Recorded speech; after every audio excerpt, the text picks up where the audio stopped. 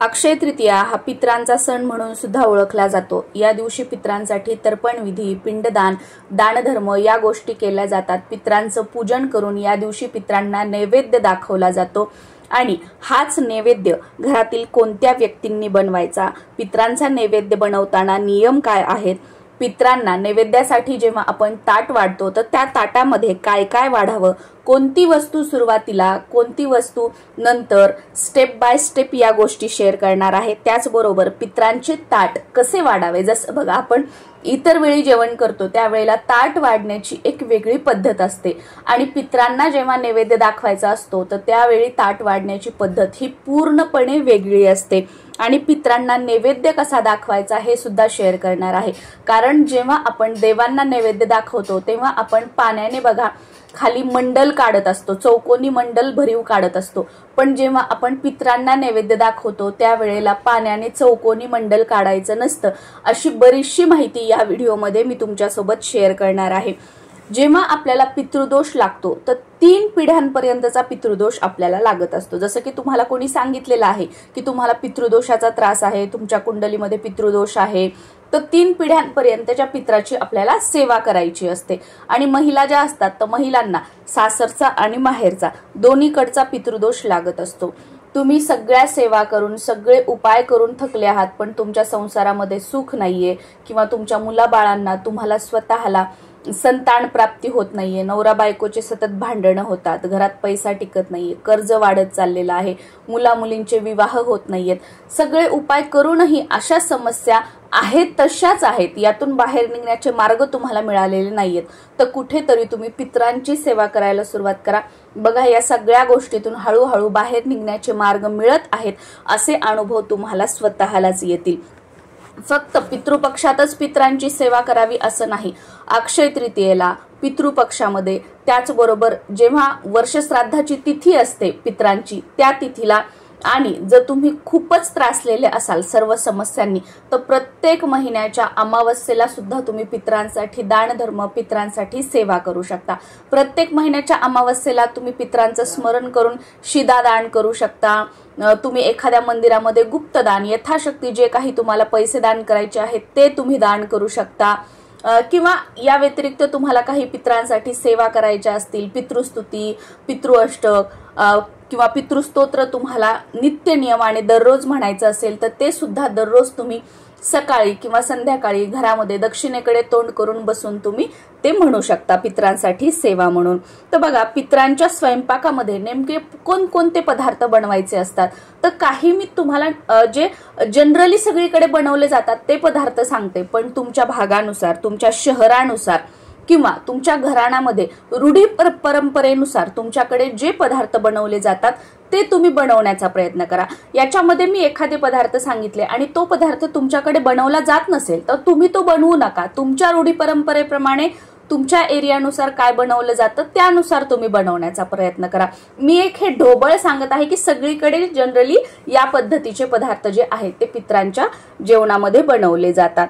सहसा पित्रांच्या स्वयंपाकामध्ये तांदळाची खीर ही जवळजवळ सगळ्यांकडेच बनवली जाते। त्यानंतर उडदाचे वडे बनवले जातात, कढी, आळूच्या वड्या बनवल्या जातात, बऱ्याच ठिकाणी आळूची भाजी सुद्धा बनवली जाते। भाज्यांमध्ये प्रामुख्याने बऱ्याच ठिकाणी बटाट्याची भाजी बनवली जाते, भेंडीची भाजी, डांगराची भाजी, त्यानंतर गवारीच्या शेंगाची भाजी बनवली जाते। चटण्या बनवल्या जातात, चटणीमध्ये स्पेशली तिळाची चटणी आणि जवसाची चटणी ही बनवली जाते। त्याचबरोबर कोशिंबीर, पंचामृत, बऱ्याच ठिकाणी मेथीची भाजी, कारल्याची भाजी हे सुद्धा बनवलं जातं आणि याचबरोबर लिंबू, तूप, भाजलेले किंवा तळलेले पदार्थ जे असतात ना ते पित्रांना आवडतात। आणि लिंबू जे असतं तर ते आपण ताटामध्ये वाढतच असतो, पण लिंबू इतर वेळी आपण जेवणामध्ये सुरुवातीला लिंबू आणि मीठ वाढतो, पण पित्रांचं ताट वाढताना ही पद्धत पूर्णपणे वेगळी आहे। पित्रांच्या स्वयंपाकामध्ये कांदा लसूणचा वापर अजिबात करायचा नाहीये। कांदा लसूण विरहित जेवण जे आहे ते पित्रांसाठी बनवायचं आहे। आता आमच्याकडे कशी पद्धत आहे, आमच्याकडे पित्रांसाठी सोवळ्यामध्ये स्वयंपाक केला जातो। पितरांसाठीचा स्वयंपाक जो असतो तो घरातील सवाष्णी स्त्रीने करायचा असतो. भावकीमधील तुमच्या घरातील जी कोणती सवाष्णी स्त्री असेल त्यांनी हा स्वयंपाक करायचा असतो. आणि पितरांच्या स्वयंपाकामध्ये शेवगा, वांगे किंवा गाजर याचा वापर जो असतो तो चुकूनही करायचा नसतो. पितृभोजन होईपर्यंत घरातील सर्वांनी, तुमच्या भावकीतील असतील, तुमच्या घरातील असतील, सर्वांनी लहानांपासून मोठ्यांपर्यंत उपवास करायचा असतो. जे काही आपण स्वयंपाक पित्रासाठी जेवण बनवलेलं आहे ते उष्ट करायचं नसतं. त्यामुळे बऱ्याच जणांना सवय असते बघा, स्वयंपाक बनवताना चाखून बघायचं, थोडंसं चाटून बघायचं, मीठ बरोबर आहे का, हे बरोबर आहे का. तर पित्रांचा स्वयंपाक बनवताना किंवा कोणत्याही देवी देवतांचा नैवेद्य बनवताना अशी चूक करू नका, कारण बऱ्याच जणांना सवय असते आणि नकळतपणे ते ह्या गोष्टी करतात. तर ही गोष्ट तुम्हाला लक्ष देऊन करायची आहे की तुम्हाला चाटून वगैरे बघायचं नाहीये. जे जसं बनलं ते तसं बनलं. आणि पित्रांसाठी स्वयंपाक बनवताना एक गोष्ट लक्षात घ्यायची, ज्या काही सगळ्या भाज्या आहेत, वस्तू आहेत, त्या आपल्या घरातील असाव्यात. आपल्या कष्टाच्या पैशाने किराणा वगैरे सगळा तो भरलेला असावा. इतरांकडून, आपल्याकडे एखादी वस्तू नाहीये म्हणून दुसऱ्यांकडून ते आणायचं, त्याचा पित्रांमध्ये वापर करायचा. पित्रांच्या स्वयंपाकामध्ये आपल्याकडे हे नाहीये, चला ह्यांच्याकडून हे मागून आणा, ते वापरायचं. तर असं करू नका. पित्र आपले आहेत, आपल्याला आपल्या पित्रांची कृपा प्राप्ती करून घ्यायची आहे. त्याच्यामुळे आपल्या घरामध्ये जे काही आहे त्याच्यामध्ये पित्रांचा स्वयंपाक जो आहे तो बनवण्याचा प्रयत्न करा. इकडून तिकडून आणलेल्या याचा पितृ जे आहेत ते स्वीकार सुद्धा करत नाहीत. आणि दुसरा महत्वाचा नियम पाळायचा आहे तो म्हणजे पित्रांचा स्वयंपाक करताना त्यामध्ये केस निघणार नाही याची काळजी करायची आहे. केस बांधून तुम्हाला पित्रांचा स्वयंपाक करायचा आहे.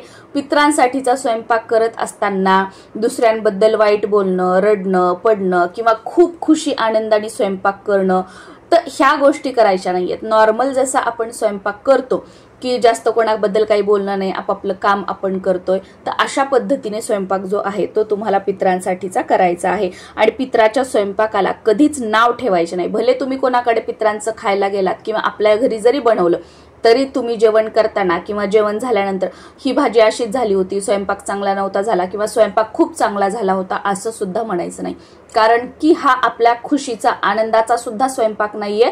आणि हे खूप दुःख सुद्धा की म्हणजे हे गेलं ते बरं झालं, चला असं एकदाच मला करायचंय, करून टाकू द्या, असं सुद्धा भावना, म्हणजे दोन्ही भावना ज्या आहेत त्या मनामध्ये आणायचं नाही. न्यूट्रल राहायचं आणि हा जो स्वयंपाक आहे तो आपल्याला दाखवायचा आहे. आता पित्रांसाठी जेव्हा आपण नैवेद्य दाखवतो तर त्यावेळेला जेव्हा आपण ताट वाढतो आणि समोर नैवेद्य दाखवण्यासाठी ठेवतो तर त्यावेळेला आपण पाण्याने चौकोनी भरीव न काढता गोल काढायचा आहे. पाण्याने आपल्याला गोल काढायचा आहे. आपण देवांना कसं पाण्याने चौकोन भरीव काढतो, तर इथे तसा नाही काढायचा.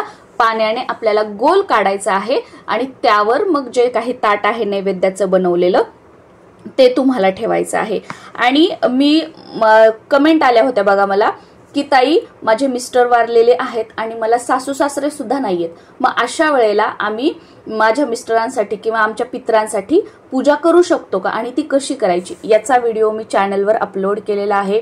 ही माहिती ऑथेंटिक आणि जी लहानपणापासून मी बघितलेली आहे, जी तुम्ही कधी ऐकलेली नसेल अशी माहिती त्या व्हिडिओमध्ये आहे. तो व्हिडिओ तुम्ही बघा, बरीचशी माहिती मिळेल. त्याचबरोबर तुमच्या फक्त सासूबाई वारलेल्या असतील तर पूजा कशी करावी हा सुद्धा व्हिडिओ आहे. तुमचे फक्त सासरे वारलेले असतील तर पूजा कशी करावी हा व्हिडिओ आहे. आणि तुमच्या सासू व सासरे दोन्ही वारलेले आहेत तर पूजा कशी करायची हा सुद्धा व्हिडिओ जो आहे तो चॅनलवर अपलोड झालेला आहे, तो तुम्ही बघू शकता. आता आपण पाण्याचा गोल चौकोन काढला आणि त्यावर ताट ठेवलं. जेव्हा आपण देवांना नैवेद्य दाखवतो तर त्यावेळेला आपण बघा पाणी 3 वेळा गोल फिरवतो, म्हणजे क्लॉकवाईज जसं जातं फिरतं तसं आपण गोल पाणी फिरवतो. पण पित्रांचा नैवेद्य दाखवताना आपल्याला अँटी क्लॉकवाईज पाणी फिरवायचं असतं, म्हणजे उलटं पाणी फिरवायचं असतं. जसं आपण देवांसाठीच्या सगळ्या गोष्टी करतो त्याच्या बरोबर एकदम उलट सगळ्या गोष्टी पित्रांसाठी जेव्हा आपण काही करत असतो तेव्हा करायच्या असतात. आणि पित्रांसाठी ताट वाढताना जसं आपण इतर वेळी जेवणाचं ताट वाढतो, नैवेद्याचं ताट वाढतो, तर सगळं सरळ आपण वाढतो. सुरुवातीला मीठ, त्यानंतर लिंबू, त्यानंतर मग चटण्या, भाज्या वगैरे हे सगळं आपण व्यवस्थित जिथल्या तिथे ज्याची जागा आहे तसं ठेवतो. पण पित्रांसाठीचं ताट वाढताना ह्या सगळ्या गोष्टी उलट्या करायच्या असतात, पूर्ण उलट. आणि पित्रांसाठीचं जेवण, पित्रांसाठीचं ताट हे शक्य झालं तर 99% तुम्हाला मिळालं फक्त केळीच्या पानावर वाढायचा आहे, पण सगळ्यांनाच केळीची पानं मिळतील असं नाही, त्यामुळे तुम्ही ताटामध्ये वाढू शकता।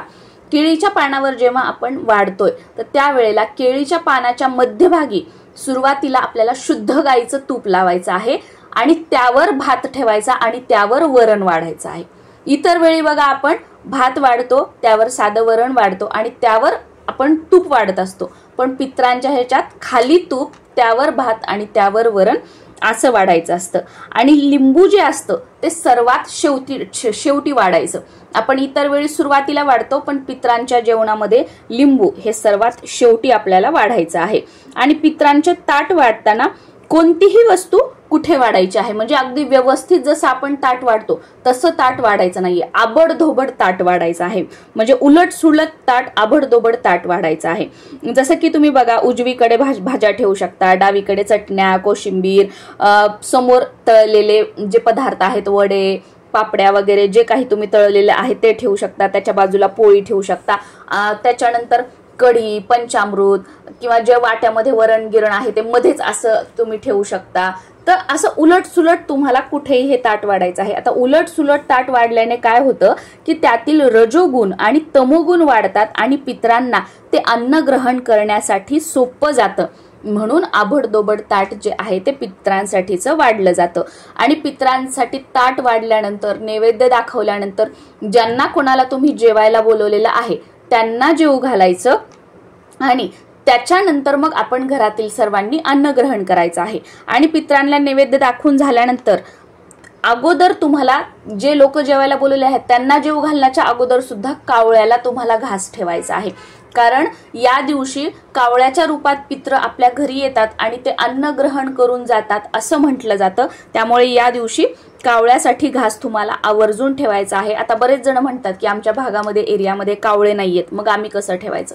कावळ्यासाठी ठेवतोय हा भाव मनामध्ये ठेवून ते अन्न आपण कावळ्याला ठेवायचं, मग तो कावळा खाऊ नाहीतर इतर पक्षी खाऊ, काहीही हरकत नाही।